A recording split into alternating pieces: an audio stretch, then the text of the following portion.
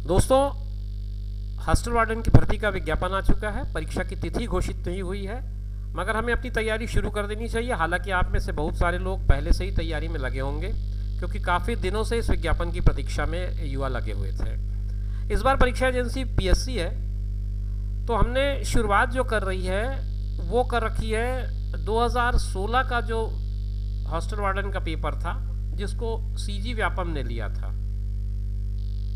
CG Vyapam ने ये परीक्षा कंडक्ट की थी 2016 में। तो उस प्रश्न पत्र के जो 20 क्वेश्चन है मैथ्स के, मैथ्स पार्ट हम शुरू कर रहे हैं। जैसा कि आपको पता ही होगा कि हम मैथ्स पे ज़्यादा काम करने का प्रयास करेंगे, क्योंकि इसके जो दो मुख्य भाग हैं उसमें एक भाग तो कंप्यूटर का हो जाता है और दूसरा भाग हमारा हो जाता है मैथमेटिक्स का।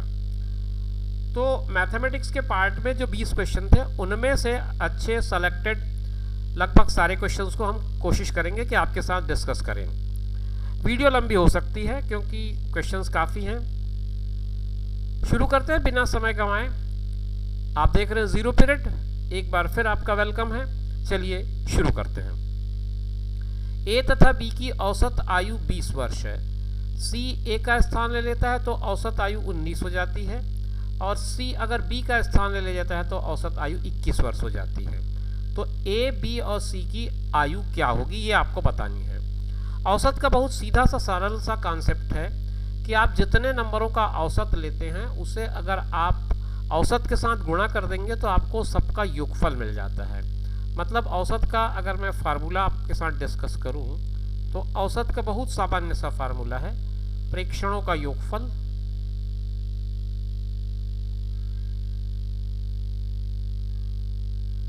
बटा प्रेक्षणों की संख्या। ये आपके औसत का बहुत सामान्य सा सूत्र है। तो सबसे पहले ए और बी की औसत अगर 20 है तो ए और बी का जो योगफल होगा वो 20 × 2 होगा, क्योंकि दो लोगों का हमने औसत लिया है। तो सीधी सी बात करें अगर तो a + b = 40 हो जाएगा। अब आगे हम एक एक स्टेप इस पे नहीं जाएंगे, हम सीधा ले रहे हैं कि अगर c a का स्थान ले लिया तो c यहाँ आ गया, तो c + b जो हो जाएगा 19, औसत आयु 19 हो जाती है, तो 19 × 2 हो जाएगा, यानी कि 38 हो जाएगा। फिर c जो है वो b का स्थान ले लेता है, मतलब a अपनी जगह पे रहता है और यहाँ पर आ जाता है c। तो अब जो औसत हो जाता है वो 21 × 2 42 हो जाता है। तो अगर मैं इन दोनों को तीनों को एक साथ जोड़ दूँ तो आप देखिए a यहाँ पर भी है, यहाँ पर भी है, b यहाँ है और b यहाँ पे भी है, और c यहाँ है और c यहाँ पर भी है। तो a + b + c का डबल आ रहा है कुल मिला करके। और इधर सबको अगर मैं जोड़ दूं तो ये 2 और 8 मिला दूं तो 10 हो जाएगा, 4 × 3 = 7, 7 × 4 = 11, 1 = 12, 120 हो जाएगा। तो a + b + c की जो वैल्यू आ रही है 120/2 आएगा, क्योंकि ये ट्वाइस था। 2 से इसको कैंसिल किया तो ये 60 बन जाएगा। तो a + b + c जो होगा वो 60 निकल रहा है। तो ये जो 60 है वो तीनों की एज का सम है, a का भी है इसमें, b का भी है और c का भी है। आपको अलग अलग आयु निकालनी है। तो जब मुझे a की आयु निकालनी है तो ये b + c को मुझे यहाँ से हटाना पड़ेगा। b + c की वैल्यू क्या है मेरे पास, उसकी वैल्यू है 38। तो मुझे अगर a की वैल्यू निकालनी हो तो 60 में 38 को माइनस कर दूंगा मैं, तो ये हो जाएगा 2, और ये 5 में 3 गया तो 2। अब यहीं से मुझे मेरा उत्तर दिखना चालू हो गया है। मेरा उत्तर पहला अंक में जो 22 है, अगर तो a की आयु 22 वाला पहला ऑप्शन केवल और केवल मुझे b दिख रहा है, तो मैं सीधे b पे टिक कर दिया हूँ। अब आगे केवल वेरीफाई कर रहा हूँ। तो b की वैल्यू अगर मुझे निकालनी हो तो a और c वाले पार्ट को माइनस कर दूँ मैं, ये 42 है तो 60 में से 42 माइनस कर दिया जाए तो ये 18 बच जाएगा यहाँ पर। तो ये दिख ही रहा है सेकेंड नंबर पे आपको 18। c की वैल्यू अगर आपको निकालनी हो तो 60 में a + b का सम माइनस कर दे, मतलब 40 माइनस कर दे, तो ये आ जाएगा आपका 20, लास्ट 20 है। तो अब आप आसानी से देख सकते हैं कि इस प्रश्न का उत्तर बी ऑप्शन में छुपा हुआ है, 22, 18 और 20। इसके लिए थोड़ा सा परिश्रम आपको जरूर करना पड़ा, क्योंकि मैंने आपको जो बताया बहुत बेसिक से बताया है। ये नॉर्मली मेरा मेथड नहीं है, मैं सीधे इसको आप × 2 करके सीधा सम अप करके हाफ कर देता। तो खैर अभी हम शुरुआत कर रहे हैं, तो चीज़ों को उतनी गंभीरता से और उतनी बारीकी से पकड़ें। दूसरा जो सवाल है इस 2016 के पेपर में, उसमें x का मान पूछ रहा है। ये चित्र में x यहाँ बना हुआ है, आप देख सकते हैं। 3 ऑप्शन में अंक दिए गए, 120 डिग्री, 124 डिग्री, 135 डिग्री, और ज्ञात नहीं किया जा सकता चौथा ऑप्शन भी लिखा हुआ है इसमें। आपने त्रिभुज के एंगल सम प्रॉपर्टी को अगर पढ़ा होगा, याद होगा आपको अगर, तो a plus B plus C 3 angle होते हैं अगर ट्रायंगल में, तो ये तीनों का सम जो होता है 180 डिग्री होता है।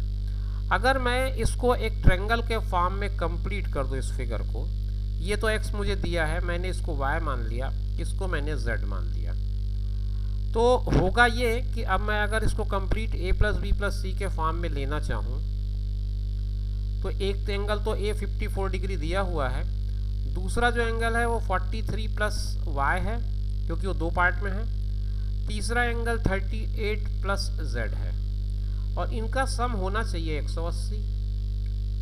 तो अगर मैं इनको सम अप कर लूँ तो 43, 38 और 54, इनका सम कितना हो जाएगा? 8 और 3 11, 11 4 15, 15 का 5, यहाँ से ले 3 1 4, 4 4 8, 8 5 13, 135 degree plus y plus z is equal to 180 degree. यहाँ से आपको y प्लस z की वैल्यू मिल जाएगी। अब आप थोड़ा सा कैलकुलेशन अगर कम करना चाहें तो इसको इस नज़रिए से देखिए। छोटा जो ट्रायंगल बन रहा है अंदर में, ट्रायंगल BCD, वहाँ अगर मैं एंगल सम प्रॉपर्टी अप्लाई करता हूँ तो वो होगा x plus y plus z is equal to 180। इसमें x मुझे पता है? नहीं पता।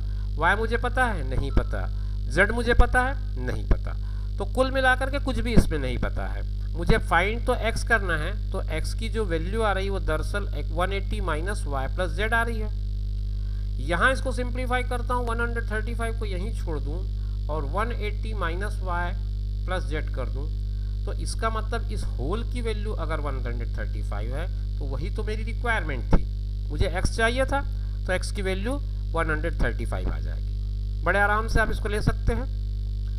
या फिर आप ये जो y प्लस z की वैल्यू है, अगर आप थोड़ा और इसको चाहते हैं कि मैं और एलोबरेट करूं, मतलब चीज़ों को थोड़ा और क्लियर करूं, तो इसी इक्वेशन में y प्लस z की वैल्यू में अगर रखता हूं 180 माइनस 135 इज इक्वल टू, फिर 180 आएगा, तो x is equal to 180 minus 180 plus 135। तो कुछ इस तरह से भी आप निकाल सकते हैं अगर आपको कोई कन्फ्यूज़न हो रहा हुआ तो, लेकिन थोड़ा सा आपको अपने शार्पनेस को बढ़ाना पड़ेगा ताकि आप चीज़ों को जल्दी और कम समय में कर पाएँ। अगला जो सवाल है वो है, एक फिगर दिया हुआ है आपको, ये नीचे दिया है इस तरह से।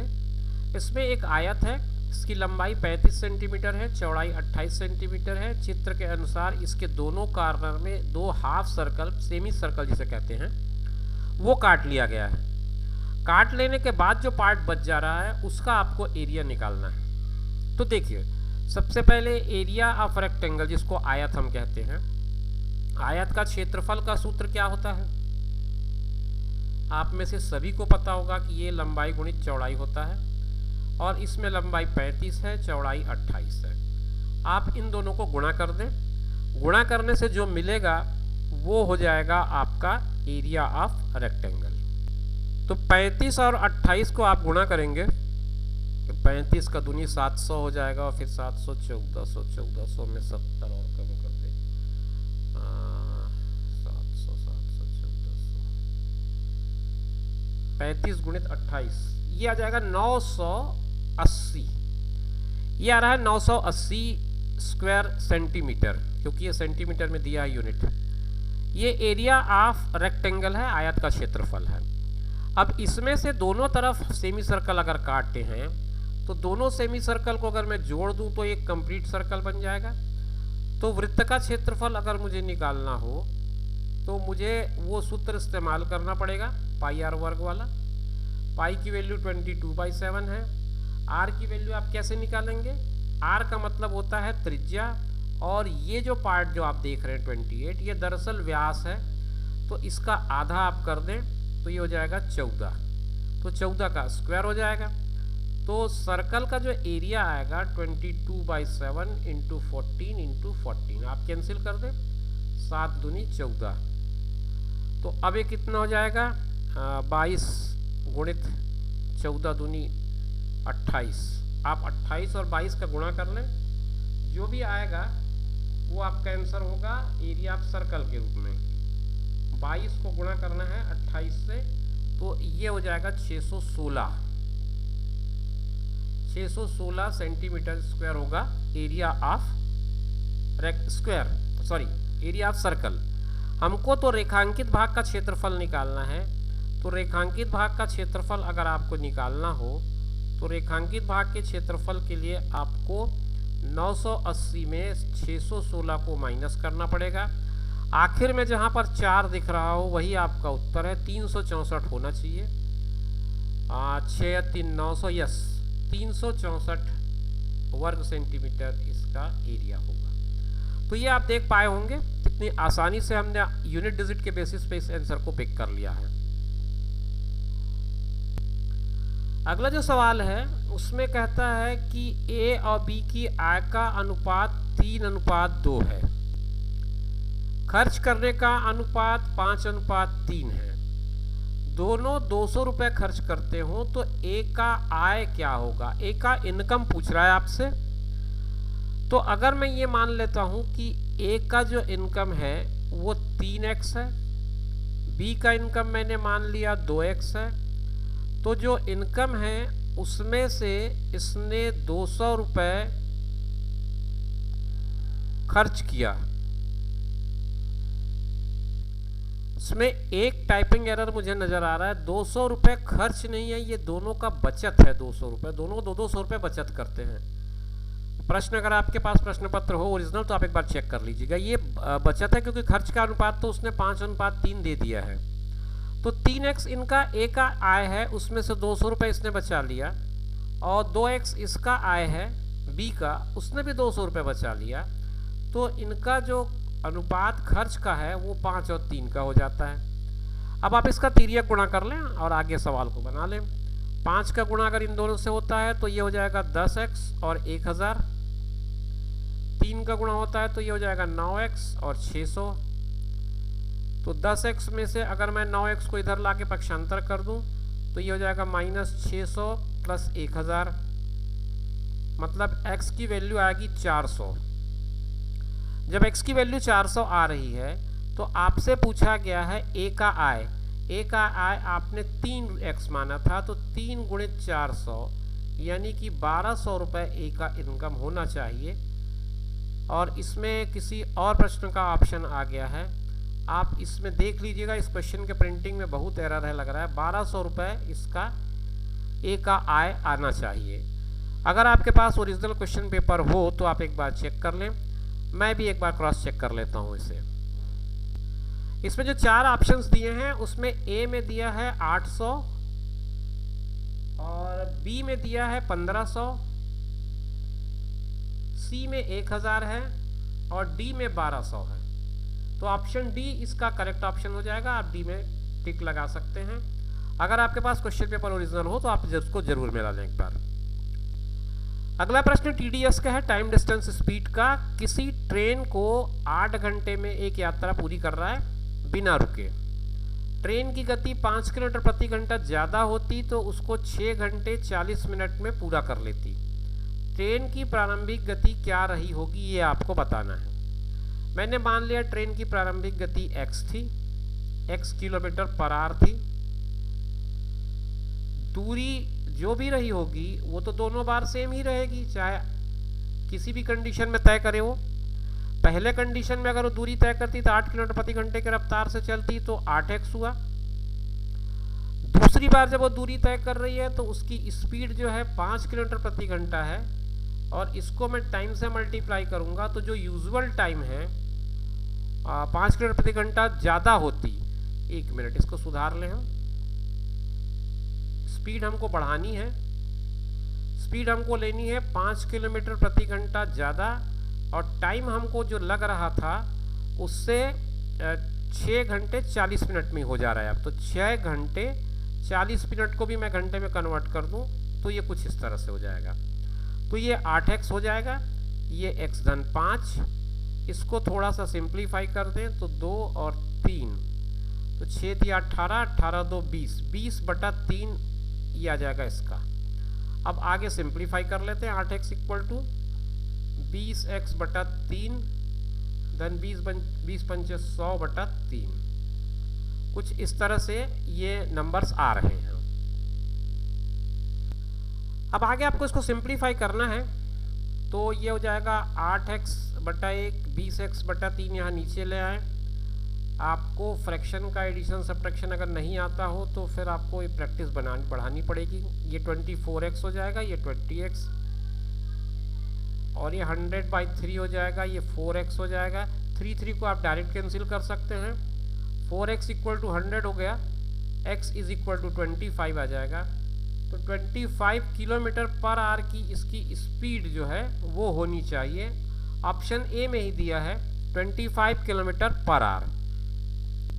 फिर से एक बार एक चित्र वाला प्रश्न है कि एक स्क्वायर दिया है। एक दिए गए चित्र में वृत्त C का क्षेत्रफल 9 पाई हो तो वर्ग ABCD का क्षेत्रफल क्या होगा।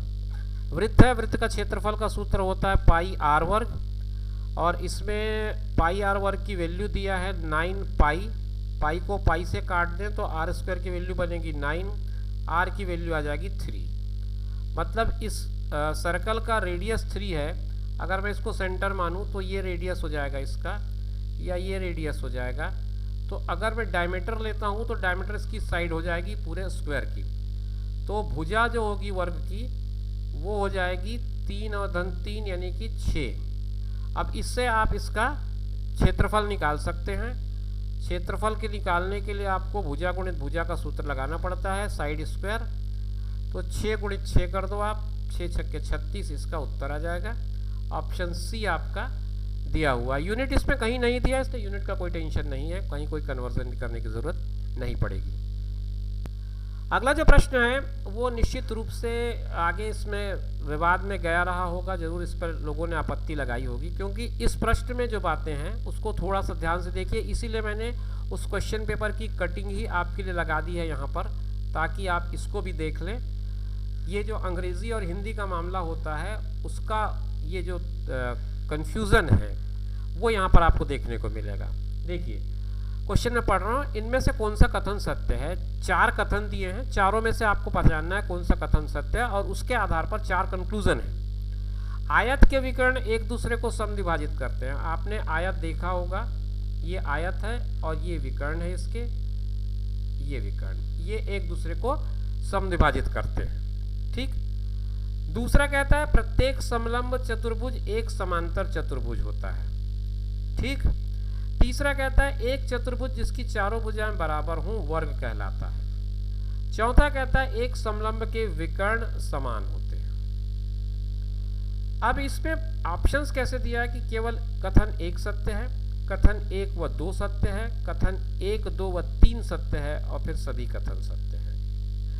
तो अब बात उलझती यहाँ पर क्यों है उसको मैं बताऊं आपको। प्रश्न क्रमांक 2 का हिंदी वर्जन देखिए। इसमें प्रत्येक समलंब चतुर्भुज, इसको थोड़ा सा मैं आपके लिए अगर जूम करूं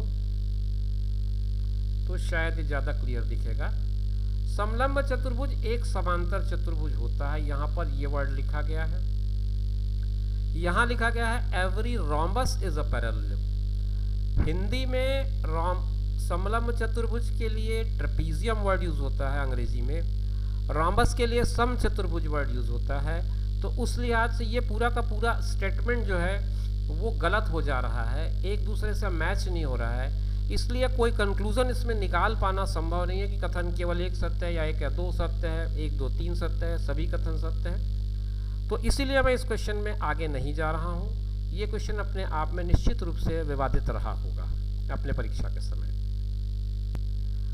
अगला प्रश्न है एक आयताकार कागज के टुकड़े को जिसकी माप 22 सेंटीमीटर बाय 15 सेंटीमीटर है, मतलब कुछ इस तरह का एक आयताकार कागज है, इसकी लंबाई 22 है और चौड़ाई 15 है। इसको इसी के हिसाब से मोड़ दिया है और एक बेलन बना दिया। तो जब इसके हिसाब से मोड़ दिया तो ये जो लाइन है इसकी लेंथ जो है ये इसकी 2 पाई आर बन गई, जो सर्कल बनेगा इसका उसका परिमाप बन जाएगा ये। तो 2 पाई आर की वैल्यू आपके पास 22 है, आर की वैल्यू आप यहीं से निकाल लें। आर की वैल्यू आप निकालेंगे तो ये निकलेगा 22/2 इंटू 22/7, तो 7 ऊपर चले जाएगा, 7 ये दोनों कैंसिल हो जाएंगे, 7/2 सेंटीमीटर रेडियस की वैल्यू आ जाएगी। अब हाइट की वैल्यू 15 रहेगी, क्योंकि आपका जो बेलन बन रहा है वो तो उतनी ही ऊंचाई का बनेगा, ये भी बिल बन गया। अब आयतन आपको निकालना है। आयतन के लिए सूत्र होता है पाई आर वर्ग एच। पाई की जगह मैंने रख दिया 22/7, आर की जगह आपने रखा 7/2 का स्क्वायर है, इसलिए 2 बार रखा, और एच की जगह 15। 2 से इसको मैंने काटा, 11 बार कटा, 7 से इसको काटा, अब आया 11 गुणित 7 गुणित 15/2। अब आप इसको मल्टीप्लाई करिए तो ये आ जाएगा 15 सत्ते 105 और 11 577, 577 1/2 सेंटीमीटर क्यूब, यानी कि ऑप्शन बी आपका करेक्ट ऑप्शन है। आप आराम से इस पर टिक लगा सकते हैं। किसी जार में लाल, सफ़ेद और नीले रैपर वाले टॉफ़ी रखे हैं। लाल रैपर वाले की संख्या सफ़ेद रैपर वाले की संख्या की 4/5 है, सफ़ेद की संख्या नीले की 3/4 है, और कुल 470 रैपर हैं। तो नीले रैपर कितने हैं ये आपको फाइंड आउट करना है। 3 तरह का दिया है, एक है लाल, मैंने रेड ले लिया उसको, और एक है वाइट और एक है ब्लू। इसे अपन एक काम करते हैं, हम अनुपात में रख लेते हैं। जैसे पहला दिखा लाल रेपर की संख्या सफ़ेद रेपर की संख्या की 4/5 है, तो लाल अगर 4 है तो सफ़ेद 5 है, ये कुछ इस तरह का अनुपात है। सफ़ेद की संख्या नीले की संख्या की 3/4 है, तो ये 3 है और ये 4 है। ऐसे सवालों को हल करते समय जब आपके पास एक से ज़्यादा अनुपातिक शब्द हों, अनुपातिक बिंदु हों, तो आप क्या करिए कि जो ये मिडिल रेशियो है इसको इक्वल कर लीजिए। इसको इक्वल करने के लिए आपको करना कुछ नहीं होगा। जैसे ये 5 है और 3 है, तो इसको आप 3 से गुणा कर दें, यहाँ भी 5 से गुणा कर दें, तो ये दोनों 15 बन जाएंगे। यहाँ आपने 3 का गुणा किया तो ये भी 3 का गुणा होगा, यहाँ आपने 5 का किया तो ये 5 का होगा। तो अब जो नया अनुपात बनेगा वो बन जाएगा 4 तिया 12 अनुपात 15 अनुपात 20। अब ये रेड, वाइट और ब्लू ये तीनों का अनुपात हो गया। तीनों का अनुपात 470 है सम में। तो अगर मैं तीनों को जोड़ दूं तो ये कितना हो जाएगा 7 और 47। तो 47 की वैल्यू अगर 470 है तो 1 की वैल्यू ऑब्वियसली 10 है। आपके पास नीले रेपर कितने थे 20 थे, तो ब्लू रेपर की संख्या 20 थी, तो 20 को 10 से आप गुणा कर दें, 200 आपका आंसर आ जाएगा। ऑप्शन डी में दिया हुआ है, आराम से आप टिक लगा सकते हैं इसको। बहुत आसान सवाल है ये। 5 लगातार संख्याओं का औसत 16 है, तो इनमें सबसे बड़ी संख्या कौन सी होगी? सबसे छोटी भी पूछ सकता था ये, कहीं कोई दिक्कत नहीं होनी चाहिए आपको इस तरह के क्वेश्चंस को बनाने के लिए। अगर आप इस तरह का क्वेश्चन बना रहे हैं तो आपको मेरा औसत वाला जो वीडियो है वो ज़रूर देखना चाहिए। इस चैनल पर वो वीडियो अपलोडेड है जो औसत के नाम से ही है, आप उसको ज़रूर एक बार जाकर के देखें। डिस्क्रिप्शन बॉक्स में मैं उसका लिंक दे दूंगा, वहाँ पर मैंने औसत को बहुत सुंदर ढंग से और अच्छे अच्छे उदाहरणों के साथ समझाया है, तो आप ज़रूर इसको एक बार देख लें जा कर के। चलिए क्वेश्चन बनाते हैं। जब लगातार वर्ड का यूज़ किया जाए या कोई पर्टिकुलर डिफरेंस का यूज़ किया जाए तो आपको ठीक मिडिल टर्म को आइडेंटिफाई करना है, वही उसका औसत होता है। जैसे 5 लगातार संख्याओं का औसत 16 है, यह कह रहा है, तो ये पहली संख्या हुई, ये दूसरी हुई, ये तीसरी हुई, ये चौथी और ये पांचवी। अगर औसत 16 है कह रहा है, मतलब ये मिडिल टर्म हुआ इसका, तो ये यहाँ पर है 16। उसके बाद संख्याएं लगातार है, मतलब 16 के बाद 17 आना चाहिए, 17 के बाद 18 आना चाहिए। तो सबसे बड़ी संख्या की अगर बात करेगा तो आपका उत्तर 18 होगा। सबसे छोटी संख्या की बात करेगा तो 16 से पहले 15, 15 से पहले 14। तो ये इस तरह के सवालों को बनाने का आसान तरीका होता है, इस पर कहीं कोई गणना करने की ज़रूरत नहीं है, आराम से आपका सवाल बनेगा। और मैंने पहले ही आपके बता दिया कि इसको आपको समझना है, तो मैं डिस्क्रिप्शन बॉक्स में लिंक दे रहा हूँ। ये जो प्रश्न है ये स्क्वायर और स्क्वायर रूट का क्वेश्चन है, लंबा प्रोसेस है अगर आप प्रोसेस के थ्रू जाएंगे तो। पहले प्रश्न को पढ़ लेते हैं। वह न्यूनतम संख्या जिसको 1018 में जोड़ने से पूर्ण वर्ग प्राप्त होता है वो कौन सी संख्या होगी, ये आपको बताना है। 5 है, 6 है, 4 है और 7 है, 4 आपके पास ऑप्शन है। तो ऐसे क्वेश्चंस को करने के लिए आप पूरे मेथड को मत करिए। 1018 आप अगर एक एक करके भी देखते हो ऑब्जेक्टिव में, अगर आप ऑप्शन के थ्रू भी जाते हैं तो आपका काम आराम से बन जाएगा। जैसे मैंने इसको जोड़ दिया 5, तो 8 4 12, 8 और 5 13, तो ये 23 हो जाएगा। अब जब नंबर एंडिंग विथ 3 है तो ये कभी परफेक्ट स्क्वायर नहीं हो सकता, इस बात को ध्यान रखें। परफेक्ट स्क्वायर आइडेंटिफाई करने के कुछ रूल हैं। जैसे कोई नंबर है वो 3 पे एंड हो रहा है, 2 पे एंड हो रहा है, 7 पे एंड हो रहा है, या 8 पे एंड हो रहा है, या ऑड टाइम्स जीरोस पे एंड हो रहा है, 1 0 हो, 2 3 0 हो, 5 0 हो, तो ऐसे नंबर्स को आप आंख बूंद करके कह सकते हैं कि ये परफेक्ट स्क्वायर नहीं होंगे। तो 5 को जोड़ने से 1023 बनेगा, तो 5 का चांस यहीं पर ख़त्म हो जाता है। 6 को अगर मैं जोड़ता हूँ तो 4 बनेगा, एंड में चांस बनता है 1024 हो जाएगा ये। हालांकि उत्तर भी ये सही है, लेकिन मैं आपको एक एक करके ऑप्शंस के साथ जाना चाहूँगा। फिर अगर 4 जोड़ता हूँ तो 2 आएगा, यानी 1022 आएगा, तो ये भी नहीं बनता क्योंकि आपने 2 को भी देख लिया है कि आखिर में नहीं आना चाहिए।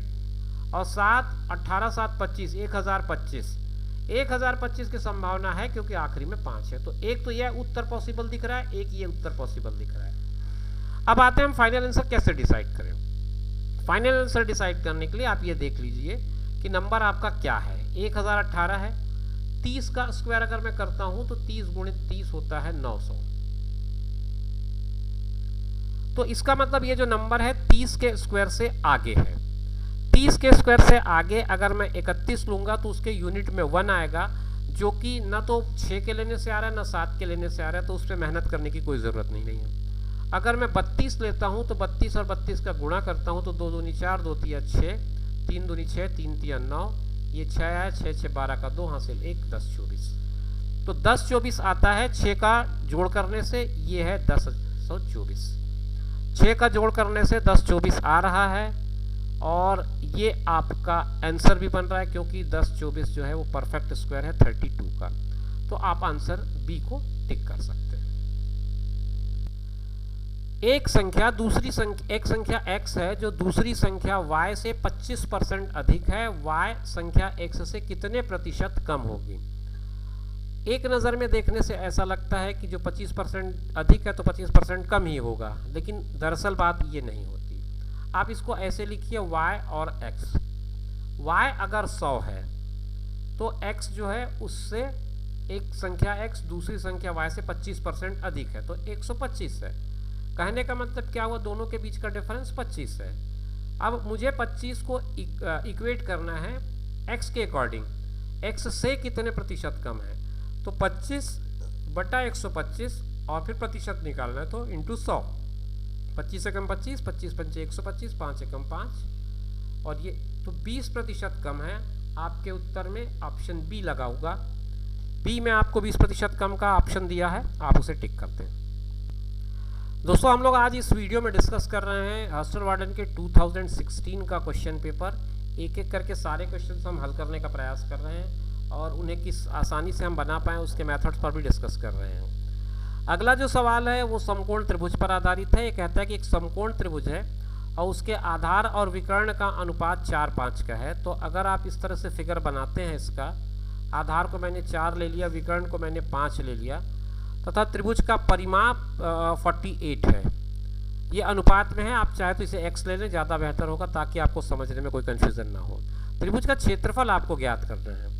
क्षेत्रफल ज्ञात करने के लिए क्षेत्रफल का सूत्र 1/2 गुणित आधार गुणित ऊंचाई होगा। तो उस हिसाब से 1/2 गुणित 5x गुणित 4x अगर मैं करूं तो गलत हो जाएगा, क्योंकि 5x तो आपका हाइपोटेनियस है ना, तो इसको हम यहाँ पर नहीं ले सकते। ज़रूरी है, हमको बेस तो दिया है परपेंडिकुलर, यानी कि लंब हमको पता होना ज़रूरी है, तो लंब को पता करते हैं। वैसे लंब पता करना एक तरह से आसान है। अगर आपने ट्रिपलेट्स के बारे में पढ़ा होगा तो ये 3x होगा, क्योंकि पाइथागोरस थ्योरम सिंपल सा है कि इसका जो हाइपोटेनियस का स्क्वायर होता है मतलब 5 का वर्ग, 4 का वर्ग, और यहाँ पे अगर मैं ले लूँ तो x का वर्ग। 5 का वर्ग 25 हुआ, 4 का 16, x जो अननोन है मेरे लिए, 25 में से 16 माइनस किया मैंने तो ये आ जाएगा 9 होता है 3 का वर्ग। तो x की वैल्यू अपने पास 3 आ जाती है, तो ये 3x आ जाएगा। अब बहुत ज़्यादा उलझने की ज़रूरत नहीं है, आपके पास एरिया का फार्मूला है half into base into height, इससे आपने रख दिया अननोन। अच्छा, अभी तो हमको ये भी निकालना पड़ेगा ना x की वैल्यू, क्योंकि परिमाप हमको दिया है, इससे तो हम खाली 2 दूनी 4 और 2 तिया 6 x वर्ग इतना ही निकाल पाएंगे, x निकालना ज़रूरी है। तो चलिए x निकाल लेते हैं। x कैसे निकाल लेंगे, 3 4 और 5, 3 और 4 7, 7 5 12, 12 x की वैल्यू 48 है, तो 1 की वैल्यू कितनी हो जाएगी, 4 हो जाएगी। तो 1 की वैल्यू अगर 4 है तो यहाँ पे मैं रख दूँ इसको, तो हो जाएगा 6 गुणित 4 गुणित 4, 4 चौक 16, 16 छक्के 96 सेंटीमीटर स्क्वायर, 96 सेंटीमीटर स्क्वायर इसका एरिया होगा। ऑप्शन बी में आप देख सकते हैं 96 सेंटीमीटर स्क्वायर। कोई कन्फ्यूज़न हो तो एक बार फिर से हम चेक कर लें क्वेश्चन में। क्वेश्चन में दरअसल हमको निकालना था एरिया, इसलिए हमारा पूरा फोकस एरिया पे था, लेकिन गिवन हमको पेरीमीटर था, परिमाप था, तो परिमाप के बेसिस पे पहले हमको साइड निकालनी पड़ेंगी। पहले पाइथागोरस लगेगा, 5 4 के बेस पे हमने ये 3 निकाल लिया, 5 4 9 और 3 12 हुआ, 12 की वैल्यू उसने दिया है 48, तो 1 की वैल्यू हुई 4। अब इस 1 की वैल्यू को यहाँ पे रख के आप एरिया निकालेंगे। अगला सवाल थोड़ा सा IQ बेस्ड क्वेश्चन है, मतलब थोड़ा IQ तो ठीक है अपनी जगह है, लेकिन फिर भी आप थोड़ा सा इस पर ध्यान देंगे तो क्वेश्चन को आसानी से समझ पाएंगे। देखिए, एक घासलेट टीन का 3/5वां भाग भरा हुआ है, यदि इनमें से 6 बोतल तेल निकाल दिया गया और 3 बोतल तेल पुनः डाला गया तो टिन आधा भर जाता है। टिन की क्षमता बोतलों में कितनी होगी ये बताना है आपको। ये मैंने एक बना दिया टिन, इसके 5 पार्ट कर दिया, 1 2 3 4 और ये 5, 3/5 तक ये भरा हुआ है। अब इसमें से 6 बोतल तेल निकाला गया, फिर 3 बोतल डाला गया, तो कुल मिला के यहाँ से मतलब -3, तो 3 बोतल तेल यहाँ से निकला है कुल मिला करके देखें तो। 3 बोतल तेल निकाल लेने से ये टिन आधा भर जाता है। पहले ये टिन जो है वो कहाँ तक भरा हुआ है, 3/5 अगर मैं देखूं, ये 3/5 था, 3 भाग पहले भरा हुआ था, इसका मतलब यहां तक ये भरा हुआ था। अब यहां से जो निकला है वो 3 लीटर निकला है, तो इसको आधा कर दे रहा है वो, तो 3 लीटर जो निकला है वो इसको आधा कर दे रहा है, मतलब ये कुल मिलाकर के आधे भाग के बराबर है। ये जो आधा भाग है उसके बराबर है। 1/2 का इक्वल है 3, तो होल का इक्वल हो जाएगा 6, 3 × 2 होल का इक्वल होगा 6। तो कुल मिलाकर के ये कह रहा है कि टिन की क्षमता कितनी है, तो अगर 5 भाग में भरा हुआ मानूं इसको मैं, तो 6 से 5 को गुणा करूंगा तो 30 आ जाएगा, तो 30 बॉटल इसमें भरा हुआ है तेल। थोड़ा सा इसमें आपको ऑब्जर्वेशन का क्वेश्चन है, इसमें मैथमेटिकल पार्ट थोड़ा कम है, ऑब्जर्वेशन कहीं ज़्यादा है। यदि कॉफ़ी के दाम में 10% का इजाफा होता है तो किसी गृहिणी को कितने प्रतिशत अपना खर्च कम करना होगा जिससे उसको कोई अतिरिक्त खर्च उठाना न पड़े। मान लो उसका जो कॉफ़ी का रेट था वो 100 रुपये था और वो 100 ग्राम ही खरीदती थी या 100 किलो ही खरीदती थी, तो कुल मिलाकर के उसको लगता था 10,000, 100 × 100। अब ये 100 से 110 हो गया, मान लो वो उतना ही खरीदती है, तो उसको कंजम्पशन अभी उसका उतना ही है मान लो, तो ये इतना ज़्यादा हो जा रहा है। कितना ज़्यादा हो जा रहा है, 1000 इसको ज़्यादा लग जा रहा है। इस 1000 को मेंटेन करना है उसको, ताकि उसका पूरा खर्चा वहीं का वहीं रहे, तो इसको मुझे प्रतिशत में निकालना है। 11,000 में से 1000, तो ये कट गया, तीनों के 0 कट जाएंगे, 100/11, तो 11 × 99 बचेगा 1 और फिर 11, तो इतना प्रतिशत उसको कम करना पड़ेगा अपना खर्चा। 9 सही 1/11, ऑप्शन ए, इतना प्रतिशत अपना खर्च उसको कम करना पड़ेगा ताकि उसका जो बजट है वो ना बिगड़े और कोई अतिरिक्त खर्च उसको उठाना ना पड़े। किसी लकड़ी के बंद डिब्बे के बाहरी माप 45 सेंटीमीटर, 32 सेंटीमीटर और 28 सेंटीमीटर है। यदि डिब्बा 1 सेंटीमीटर चौड़ी लकड़ी से बना है तो उस लकड़ी के डिब्बे की क्षमता, मतलब वॉल्यूम पूछ रहा है और लकड़ी का डिब्बा कह रहा है, मतलब ये क्यूबाइट की बात कर रहा है। क्यूबाइट को हम हिंदी में कहते हैं घनाभ। आपने कोई भी डब्बा देखा होगा इस तरह से, जिसको हम घनाभ कहते हैं, तो आपने ये ध्यान दिया है कि लकड़ी का बंद डिब्बा है और उसकी एक थिकनेस है अपनी, ये थिकनेस है, ये इसकी एक मोटी थिकनेस है जो हर कोर पे रहेगी, हर एजेस पे मिलेगी आपको। ये थिकनेस 1 की है। तो जब मैं इनर पार्ट को डिस्कस करूंगा तो इसकी अगर लेंथ इसने 45 दिया है तो उसमें 2 बार 1-1 कम होगा और ये 43 सेंटीमीटर हो जाएगा इनर लेंथ, क्योंकि दोनों कारण से इसका 1-1 सेंटीमीटर कम होना है। विड्थ की बात करूं अगर ये 32 है चौड़ाई इसकी, तो इसमें भी तो वही बात होगा ना, इसमें भी 2 कम हो जाएगा तो ये 30 सेंटीमीटर हो जाएगा। यही बात हाइट की भी होगी, क्योंकि हाइट इसलिए इतना कम होगा कह रहा हूं मैं, क्योंकि ये डब्बा जो है वो क्लोज है। अगर ये वन साइडेड ओपन होता तो एक ही कम होता, ध्यान रखिए। तो ये 26 सेंटीमीटर की हाइट हो जाएगी। अब आपको वॉल्यूम निकालना है। वॉल्यूम का फार्मूला सिंपल सा, L into B into H. आपको केवल गुणा कर देना है 43, 30 और 26। एक नज़र से देखने पर मुझे समझ में आ रहा है कि एंडिंग विथ 0 होना चाहिए इसका आंसर, लेकिन आपको उलझाया उपरोक्त में से कोई नहीं देकर। तो ये दो उत्तर के तो कोई चांसेस ही नहीं है। अब आपको इन्हीं दोनों पे काम करना है। अगर ये डाटा आ जाता है तो आपका आंसर है, अदरवाइज उपरोक्त में से कोई नहीं। अब ये अगर 0 है, गुणा करके देखते हैं 43, 26 और 3 को। इसके सिवा कोई चारा नहीं है हमारे पास कि हम और कोई काम करें। गुणा करने पर मैंने पाया कि ये वही नंबर आ रहा है जो इसमें दिखा है। तो जो दिख रहा है वही आपका आंसर है, ऑप्शन 1A। ऑप्शन ए आपका करेक्ट ऑप्शन होगा। एक प्रॉफिट लॉस डिस्काउंट का क्वेश्चन है। एक दुकानदार एक किताब के छपे हुए दाम पर 10% का छूट देता है और उसके उपरांत 12% का लाभ कमाता है। क्रय मूल्य यानी कि हम इसको सीपी कहते हैं, और छपा हुआ मूल्य मतलब हम इसको एमपी कहेंगे। इसका अनुपात पूछ रहा है वो। अनुपात 45-56, 50-61, 36-79 और 63-92, ये 4 अनुपात आपको दिया हुआ है। तो इसका एक बड़ा आसान सा फार्मूला है हमारे पास। वो फार्मूला ये कहता है कि MP is equal to 100 plus gain percent upon 100 minus discount into CP. ये बहुत आसान सा फार्मूला है ऐसे केसेस के लिए। हमको तो रेशियो ही निकालना है, तो क्यों ना हम एमपी बाई सीपी डायरेक्ट ले लें। 100 प्लस गेन मतलब 112 हो गया, क्योंकि उसको लाभ मिल रहा है 12% का, और 100 माइनस 10 मतलब ये 90 हो जाएगा। इसका डिस्काउंट को 10% हम कम कर लें, इसमें माइनस कर दें। कैंसिल हम इसको अगर करेंगे तो 2 के सिवाय और तो कहीं कैंसिल होते नहीं दिख रहा। 45 हो जाएगा ये, और ये आ जाएगा 2 पंचे 10, 2 छक्के 56। ये एमपी और सीपी का रेशियो आ रहा है। MP upon CP is equal to 56 upon 45। ध्यान रखें ऑर्डर दूसरा है, सीपी और एमपी का पूछ रहा है, तो इसको उल्टा कर दें तो सीपी रेशियो एमपी जो होगा वो हो जाएगा 45 रेशियो 56 का। पहला ही ऑप्शन इसका करेक्ट है। ऑप्शन ए पे आप टिक लगाइए, आराम से आपका क्वेश्चन का आंसर मिल जा रहा है।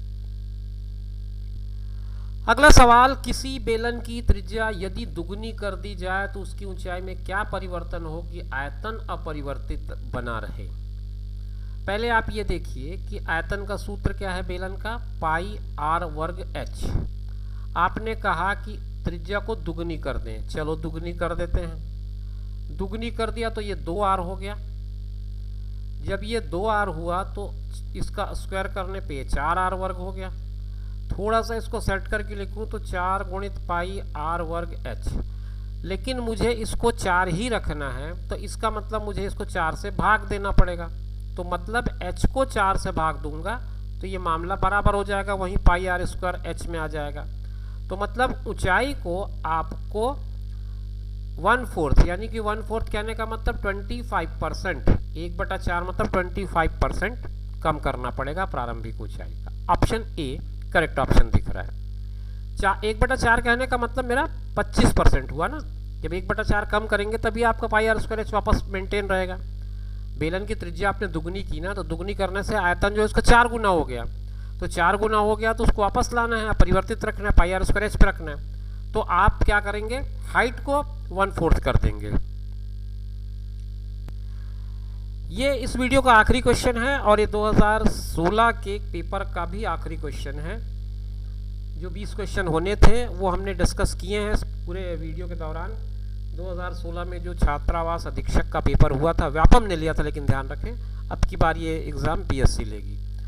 तो इसमें ये पूछता है कि एक त्रिभुज है, उसका सबसे बड़ा कोण क्या होगा यदि उसकी भुजाएं 7, 5 और 3 सेंटीमीटर की हैं। ये क्वेश्चन भी अपने आप में लॉजिक बेस्ड क्वेश्चन है। इसको हालांकि ट्रिग्नोमेट्री के बेसिस पे आप बना सकते हैं, जो हायर मैथ्स पढ़ चुके हैं उनके लिए आसान है, लेकिन जो बेसिक मैथ्स जानता है उसको थोड़ा सा समझना पड़ेगा।